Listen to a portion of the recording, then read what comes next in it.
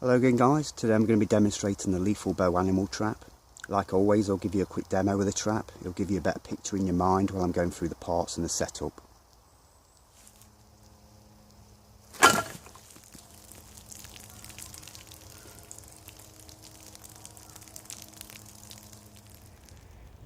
Okay, we'll go through the parts. We've got the two support posts. Depending on the size of the animal you're planning on harvesting is going to determine the size of your posts. The bigger, the taller the animal means you're going to want to bind your bow at the correct height of that game. These posts are about 1.10 m long, spiked at one end and tapered at the other. When these posts are driven into the ground, they're going to be about 10 centimetres apart from each other. Right, the next part is the bow. You could just make a simple bunch bow, which is just 2 to 4 strips of sapling, ideally of equal thickness, and then just bind them top to tail, so you've got a thick and a thin end at both ends of your bow. I don't really like these type of bows, they're really shite. The thin sapling strips, they tend to dry out really quickly. When the bunch bow is drawn back for long periods of time, it really quickly starts to take the bowed shape, and when it does eventually trigger, it will be losing a lot of its power. What I do prefer to use is the tillered stick type bow. It's pretty easy to make. I've used yew for mine, it's my favourite bow material, but there's loads of other great trees that you can use for survival bows. Hickory, maple, beech, oak, ash. I'm sure there's a bunch of other good species as well, but I can only really recommend what I've worked with.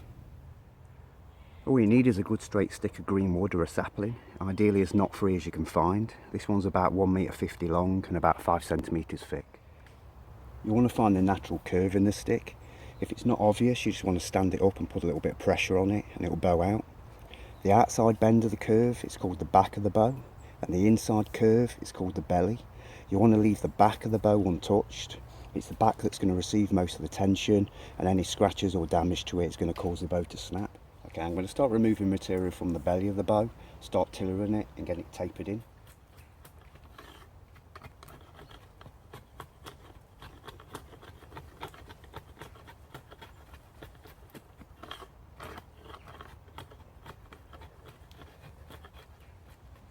Right, that's one end done. Now I'll just do the other side.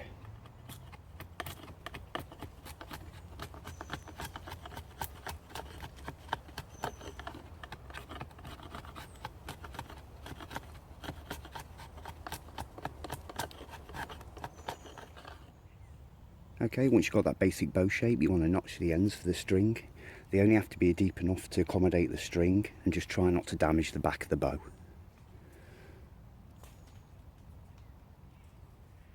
When it comes to the string, I'm sure there's dozens of materials you can use, both natural and man-made. Linen, hemp, sinew, rawhide, bankline, paracord, or even just a bootlace if that's all you've got. I'm just using a piece of 6mm cotton cord, it's all I've got, but it will do the trick. I'm going to be using a bowline knot on both ends of my string. Okay, we're going to get the bow strung. What you're going to do is put the bow down into your foot, step into the bow and use your thigh to support the middle of the bow. Hold it from the top. What we're going to do is use your body weight to pull down and put your string on.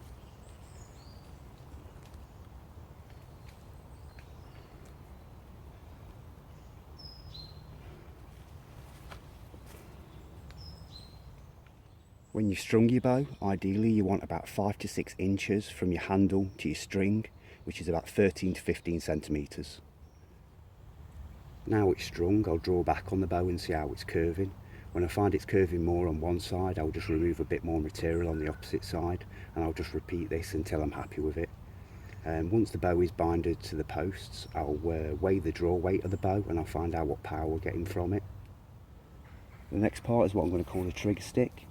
The length depends on the draw of the bow, so it's best to make it a bit longer and then just trim it down when you're setting it up. You want to use a strong deadwood stick for this part.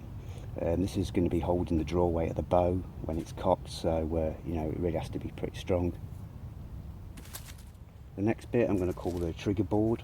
I've used deadwood for this piece. It's about 35 centimetres long and about 5 centimetres wide. And then I've just beaver cut around the bottom. This is where the tripwire cordage will go from here across the trail to your peg. And then the peg sharpened at one end and tapered at the other, and then I've just beaver cut around here, and that's just to accommodate the trip line cordage. Right, the last part other than the cordage are the spears, the arrows, whatever you want to call them. No fletchings are needed. Arrows are fletchings to stabilise the arrow and put a rotation on it as it flies through the air.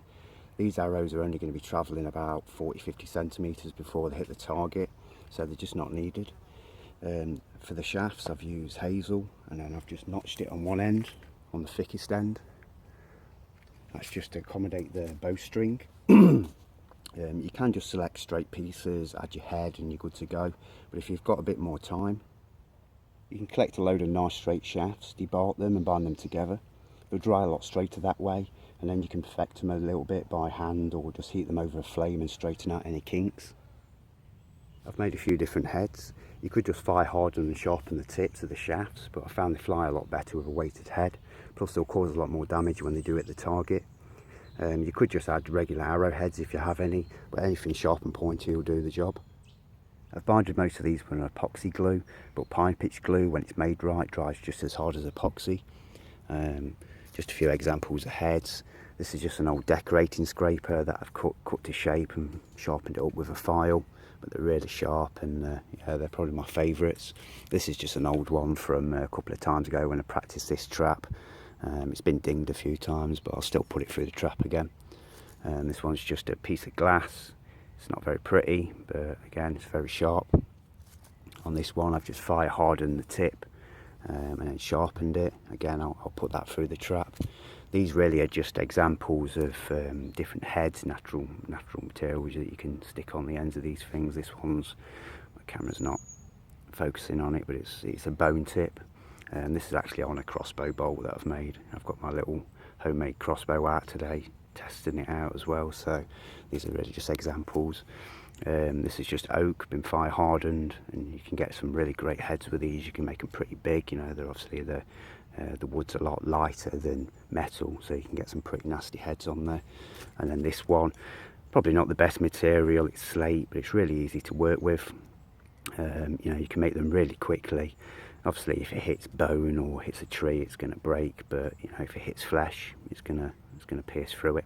So yeah, they're really just examples, these ones. These are, you know, like I said, they're just crossbow bolts. Right, that's all the parts. I'll quickly get it set up and I'll give you a few demos of the trap. I found a nice deer trail. I've driven in both support posts to the side and facing the trail.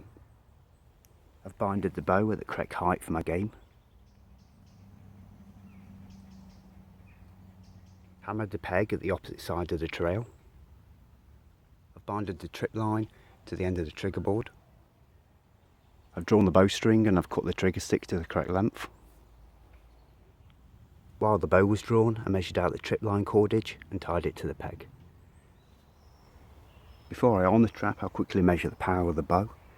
The guidelines for power needed for bow hunting is about 25 to 30 pound draw for small to medium game, about 40 to 60 pound draw for larger game like deer. I don't think this trap needs as much power as what they recommend because it's such a close range that you're going to be shooting the animal, but it's still good to have you know, inside that guideline. I'm using this to weigh the draw weight on it. I'll set it to 0. And I'm going to pull it back as far as my trigger stick.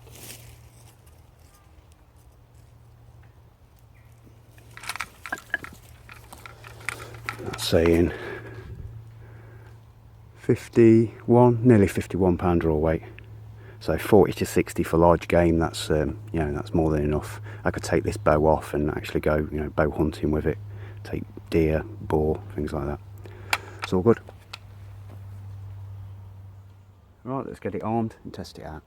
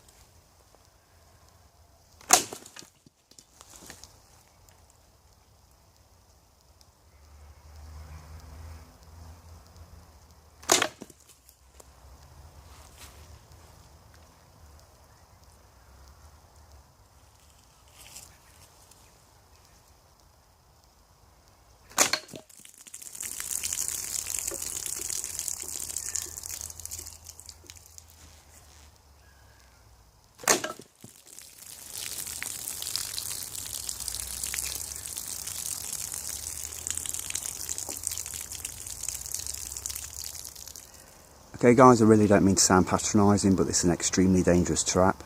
Once this thing's set, you don't want to go anywhere near the direction to where it's pointing. When you're practicing this trap, you don't always need to put a lethal point on your arrows either. So yeah, please don't leave these things set in public woodlands where a dog or maybe a person's going to walk into it. This trap's a killer and it doesn't really care who it kills, so yeah, just take care guys. Okay, thanks for watching my video. If you enjoyed it, please like, comment, share and subscribe. Take care, be safe and happy trapping.